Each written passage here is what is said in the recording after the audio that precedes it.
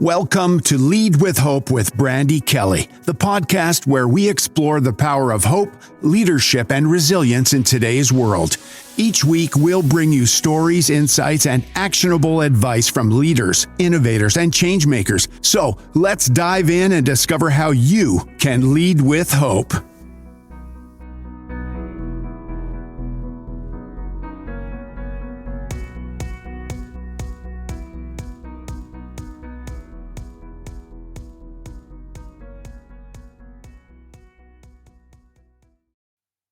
Good morning, Kurtis. How are you doing today?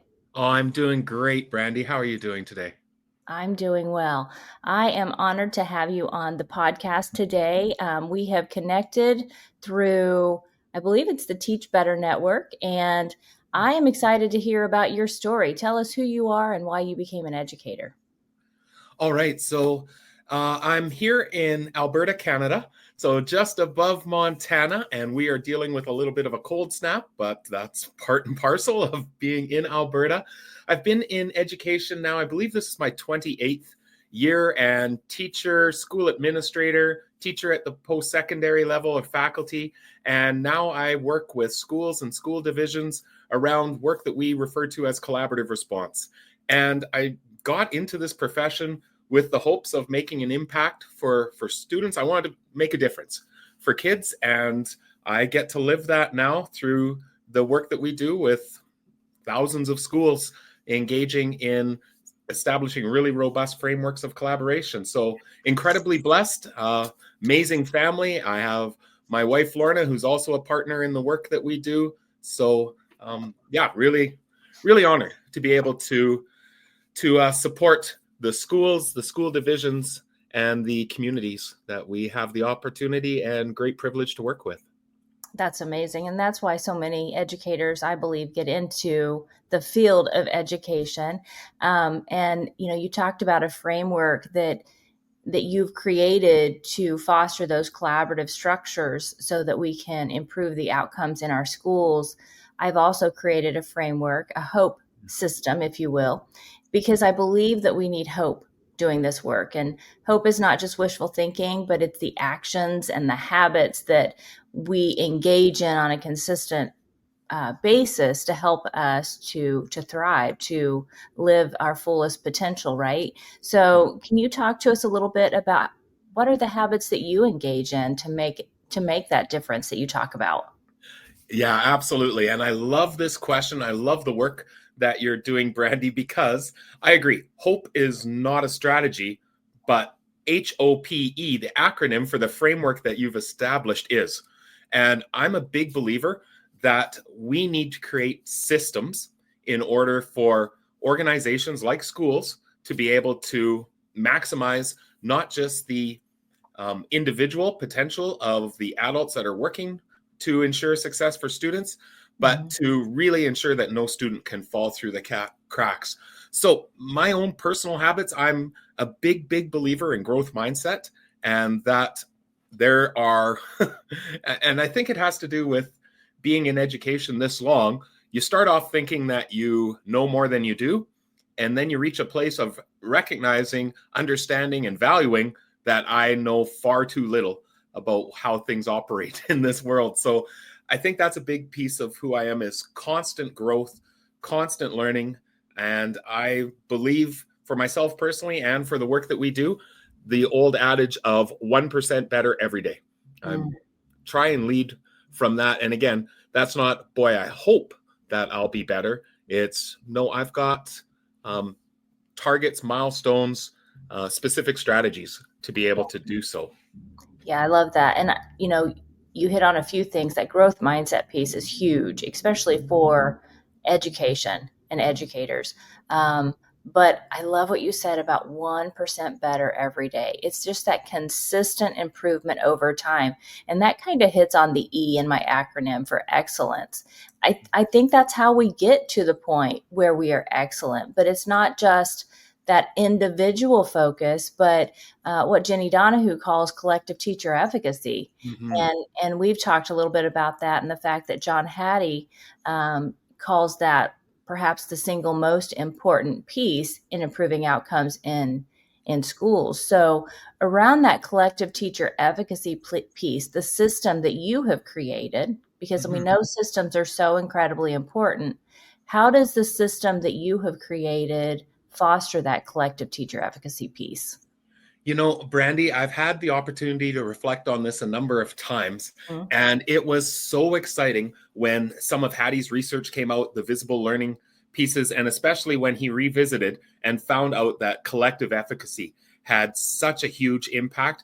It was exciting for us because he put name to what we had been feeling within our school, and we couldn't describe it with the same degree of clarity. We just knew something about the culture of this building has changed. And this idea that, okay, yeah, we have challenges, we have struggles, we have complex situations and complex students that come to us, but we were at a place of, okay, yeah, we do. This is challenging, but what could we do? What can we do together? Because the answer lies within the room. And it was beautiful to be able to see that research and go, oh, that's what it is.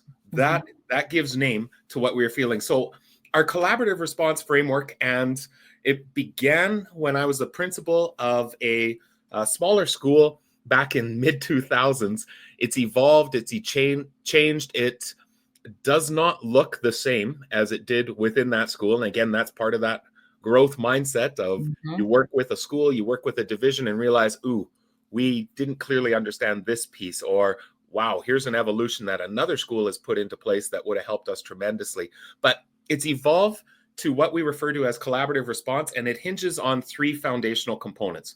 They are the collaborative structures and processes that we establish in our building, and I can talk a little bit about those.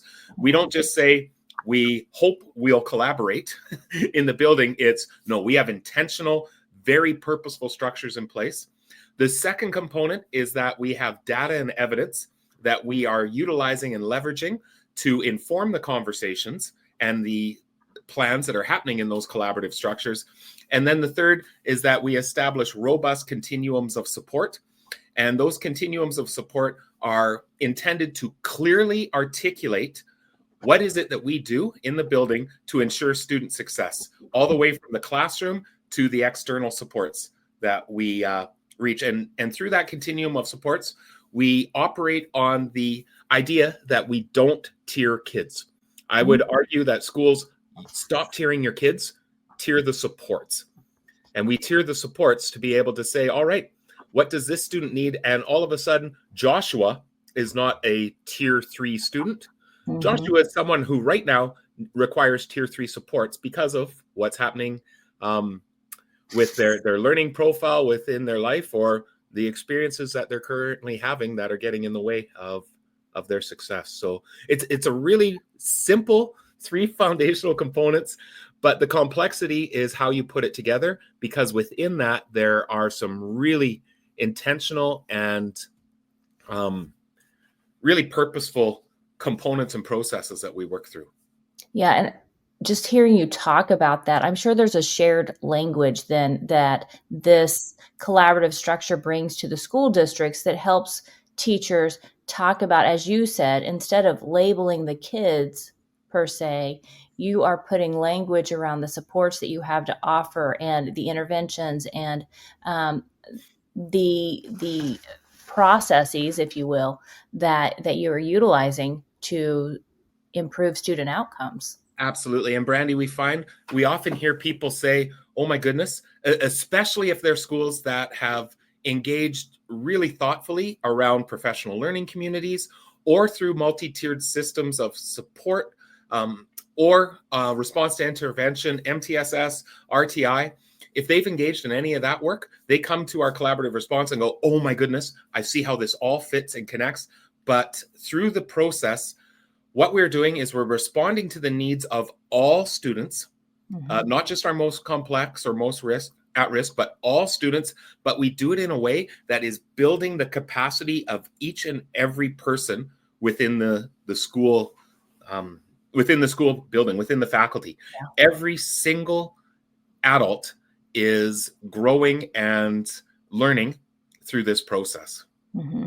And it all starts with the adults. The adults have to be on board with whatever system, whatever program or process that you bring to your school district. But I would expect that leaders that bring this to their schools for implementation, they struggle with that buy-in maybe at times. And so what would you say to individuals who maybe need to have that optimistic outlook, what I call with my hope framework or my hope system, the optimistic outlook?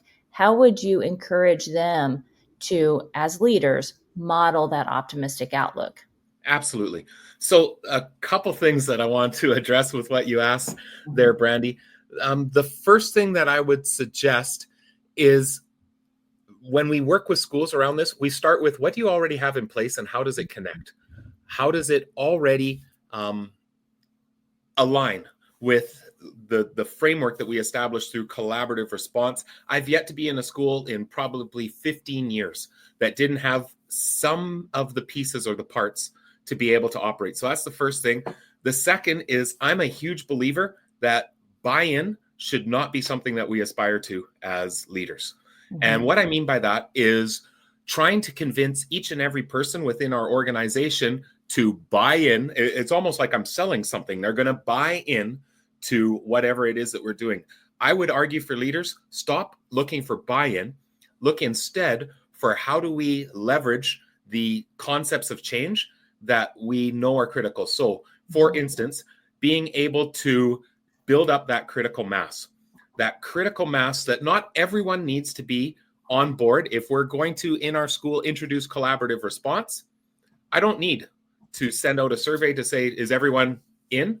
Right. I need to have conversations. I need to start planting seeds with key individuals within the building and to be able to start creating that critical mass. And then we often say, maybe there's going to be a team that will start to pilot, that we're not going whole school, that we're going to start with smaller teams, pilot, and then reach that point that Gladwell talks about of the tipping point, the point where it can tip, and recognize that in this work, in any work that we do in schools, there's always going to be early adopters. And how do we leverage and champion those individuals? And that doesn't mean that we are going to paint with a broad brush our late adopters as not on board or contrary to the work that we're doing. No, they just might need to see it happening in action. So I'm a big believer. I believe it was Michael Fullen that talked about the idea that look for changes in behavior before beliefs. If you're trying to change beliefs to enact behavior, you're probably going about this backwards. Instead, change behavior. So we often say, let's start setting some of these really robust meeting structures into place. And as a leader, I can say, I do expect that you'll be in this meeting. It doesn't mean that you have to be really excited to be there initially, but I can say this is an expectation that we'll put into place. And I saw this over and over and over again within my own school and within other schools that people who show up to some of the first conversations with arms crossed, who reach the place of, okay, no, this is helping me. This is benefiting my work. They were not what we would consider early adopters, but they were also not, we weren't trying to create buy-in. We were trying to, I believe as leaders, create experiences that are meaningful and that can shift people so that we can move forward. Don't worry about the anonymous buy-in before we begin operating. Start creating critical mass and then learning situations that will bring people forward. Yeah, and I think we can leverage what's already, like you said, already happening in the school. And I recently had Craig Randall on the show, and he was talking about trust-based observations. And he made a comment about, teachers talk to each other, they talk about what's working. They talk about what's not working. And so if you have some of those early adopters that are trying this and they're seeing good results, they're going to be your best salesperson, if you will, in getting this into your schools so that you can improve those outcomes for students, right? So, Brandy, I want to share a really specific example that points to that. I was having a conversation with a school. It's a grade 7 to 12 school. I believe there were about 200 students, so fairly small. And we had started the work with a core leadership team. And one of the components of collaborative response is this really specific meeting type. And we talk about 4 layers of meetings within your school, but one of those layers is what we call a collaborative team meeting. And the intention is that we come with key issues that we've identified for students, and then we focus in on how could we impact that key issue. We're not going to talk about the kid, but rather the key issue. And again, this is a really simplistic way of describing this meeting. But this school said, we have 3 teams that we've established in our school. We have a literacy team, a numeracy team, and I believe it was a student well-being or engagement team. And they had to do cross subject teams just because of the size of their school. I mean, a larger high school might have the humanities team, the mathematics team, but that was not their reality. Anyway, they introduced this meeting with just one of their teams, a team that said, yeah, we're open. We'll try this structure. And the individual he was a teacher, but he was part of the leadership team. And he was also in that first guinea pig team, for lack of a better word. And he said he was so jealous when the third team eventually came on board a couple months later, because when he observed their meeting, it was head and shoulders way more effective than their early ones were, for exactly what you said. Teachers had talked to one another. They had set a critical onboarding strategy within the school that said, this team is starting with these meetings, but we'll ask that everybody at some point come as an observer.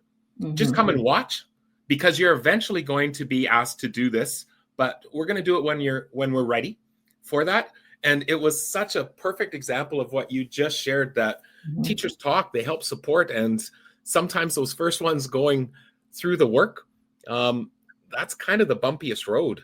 Again, it was interesting to hear that teacher say, I was really jealous to watch their first meeting and go, they experienced none of the same hurdles that we had in our first meeting, because as an organization, we had taught them some things that helped them when they got to that point.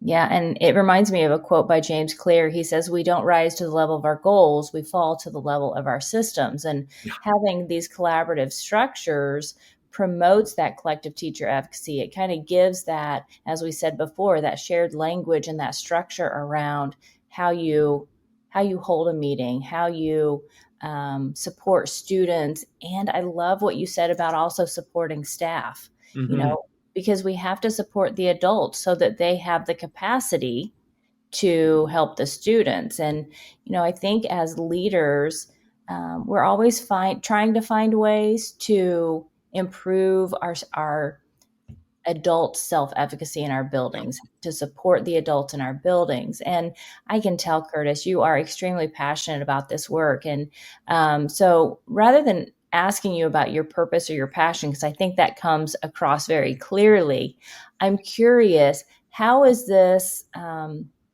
embedded into maybe a PLC that is already existing in a school district to support the work that we're doing for our students and our staff?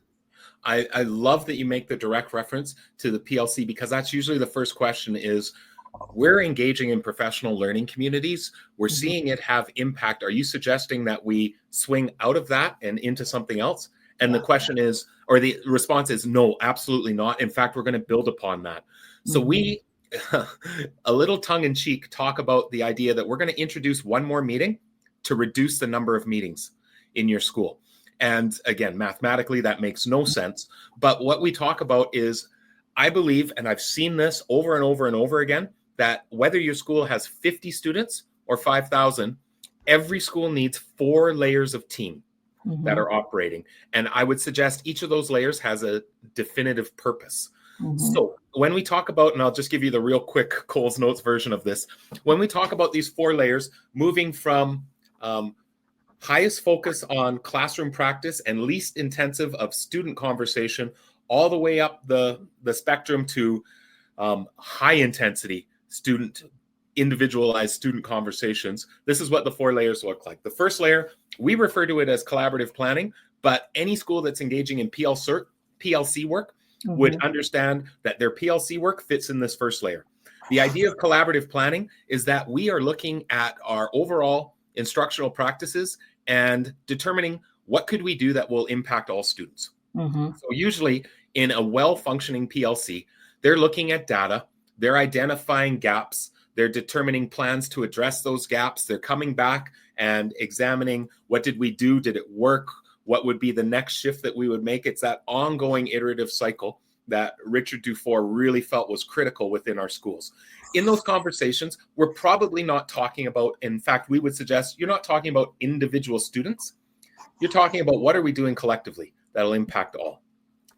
Our second layer is that collaborative team meeting that I suggested earlier. And it has a very, very tight structure to it. But essentially, there's two things that happen. The first is we start with celebrations, and every teacher comes ready with a celebration. And Brandy, when you say, I have Micah, and I've seen this in the classroom, a facilitator is going to ask you, what did you do that led to that success?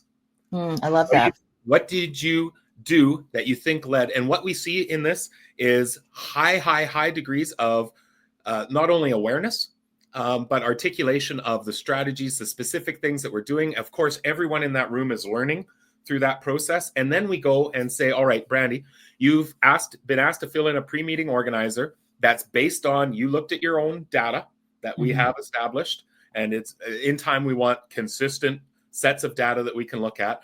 But now you're going to bring Emily. And Emily, the key issue is lack of resiliency when faced with challenging questions. As soon as she has a challenge, she shuts down. And we say, all right, everyone else, think and identify a student where you also see that happening, because we don't want this to be a conversation about Emily the kid, and we don't want this to be a conversation about Brandy the teacher. We want to focus in on, okay, how do we build resiliency when kids are tasked with challenges? And everyone starts brainstorming. You know, in my class, I try this, and someone else says I do this. Someone else says, I recently read an article, and this is what they suggest. You jump in and say, I was at a conference recently, and here's a couple of ideas. We brainstorm all of that, and then we come back and say, all right, Brandy, from this, what's one thing that you want to try for Emily? And so we often say it looks like you're talking about students, but you're not. You're trying to identify common challenges and specific actions that you intend to take away from this. Then our third layer is, and I haven't been in many schools lately that didn't have this layer. The idea, we call it the school support team. It's essentially the team that's identifying students who need support beyond the classroom, and what are we doing? In most US schools, I would say that this exists in your special ed realm or department. But what we're trying to do through these layerings is that at no point does a student get passed off to the next team. We're building on the supports through this. And that collaborative team meeting, we have some of our specialists that are engaged in that conversation, not to take students off my hand, not for me to come and say, I have Gurheet and he's struggling, so somebody else better jump in. No, what could we do in the classroom for Gurheet? And then our fourth layer of team is what we refer to as case consults. And again, these are broad categories, but that category is basically anytime we meet and one student's on the agenda, it fits in that category. And what we've seen through this work is by introducing that collaborative team meeting, that second layer, and getting really thoughtful on how all four layers are defined and operate within our school, we start to see more solutions in the classroom. We start to envision what could we do. And where I started with we're going to add one meeting to reduce the number of meetings, by adding that second layer, that collaborative team meeting, we see less and less students moving into the school support or the case consult level. And the ones that do are the ones who absolutely need it. And it's really thoughtful. And then we start to align those four layers of team with four tiers on our continuum around, okay, well, what supports do we need to put in place? Have we clearly articulated what we would expect to see in the classroom, in the school, and then beyond the school when we're supporting kids? It's a simple framework in principle, highly complex when it comes to actualizing it within the school. And I believe four layers of teams are critical, and schools that have the PLC layer down they get very excited when they see this, because they usually see the same things we saw in our school. We had the school support and case consult. We didn't understand it the way we do now, but looking back, we had something at those layers. We had the PLC at the first layer, but there was always a gap. There was something missing. Mm-hmm. And it was that second layer of team. Yeah. Simply put, you're empowering our teachers by building their sense of self-efficacy to empower their students. And you're building Absolutely. their students up. And we say in this process, every single person in our building is an expert and a learner. Yeah. You hold both of those hats at the same time, because I don't care if you're a 32-year vet or in your second month of teaching, everybody has something that they can learn from their colleagues, and Right. everybody has ideas, expertise, things they can contribute. They say that you have to be an expert in your building, you have to come in. Like, for some reason in education, we don't look at our colleague down the hall as an expert. So thinking about that mindset shift, are there specific things that you have seen happen that have fostered that mindset shift?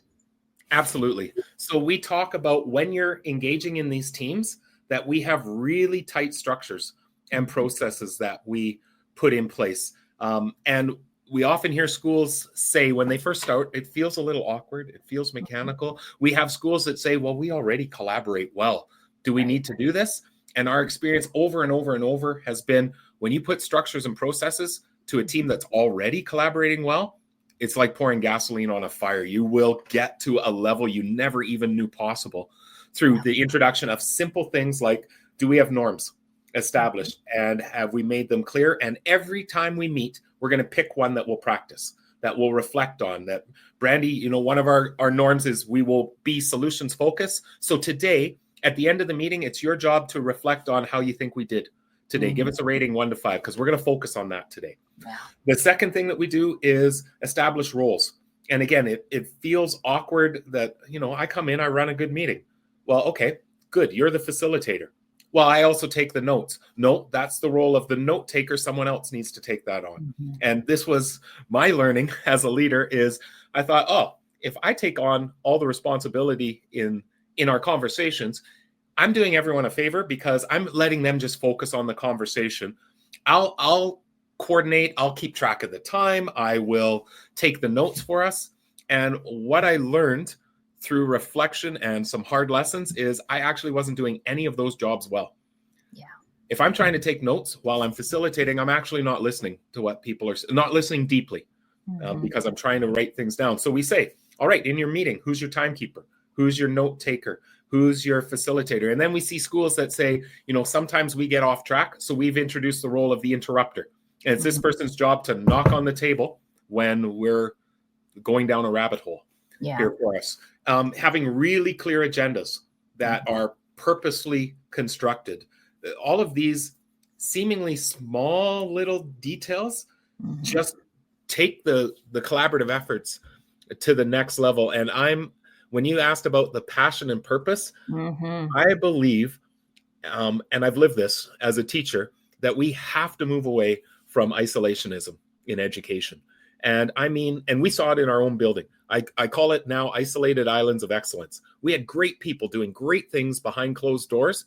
And when they struggled, we did not know as an organization that the solution was 2 doors away, that somebody 2 doors away had the expertise around that. Sometimes we would stumble upon it, or we would accidentally support one another. But through this work, we're trying to create high degrees of an intentionality and move to a place that our profession is truly collaborative.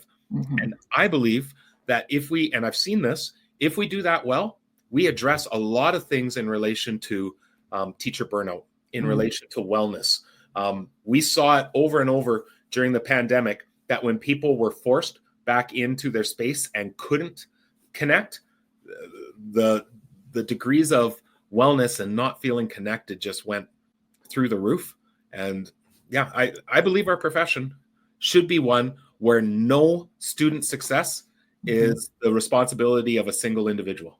Yeah, it takes the burden off. Because that is a heavy responsibility. And if we can share that through shared leadership, through these systems and these structures that you talk about, I think it's going to promote that success, promote that excellence in our buildings and definitely improve student outcomes. And, again, with my system, because I believe systems are so incredibly important, fostering those consistent habits, that optimistic outlook, that passion and purpose to lead us to excellence can be achieved, but we have to have the frameworks, the systems, the structures, the processes, and your collaborative practices definitely brings that to schools and to districts. And it's just, getting those connections made. So with that in mind, Kurtis, how do our listeners get in touch with you if they want to learn more about how they can bring your system to their school? Yeah, so I would say the best way, Brandy, is to go to our website, jigsawlearning.ca, or you can go to collaborativeresponse.ca.com. Either one of those will bring you to the same place. On there is all of our connection information, loads of resources, but the opportunity to be able to connect if you have questions.